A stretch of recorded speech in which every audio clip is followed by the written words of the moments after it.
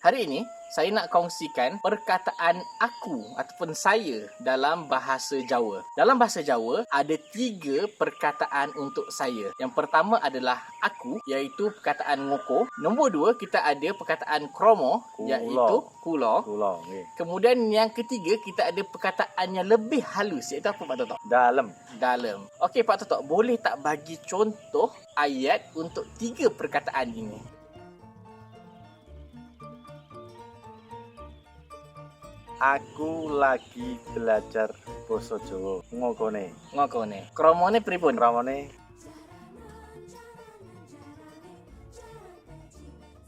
kula nembe latihan basa Jawa. Nek sing lebih bagus lagi yang krama inggil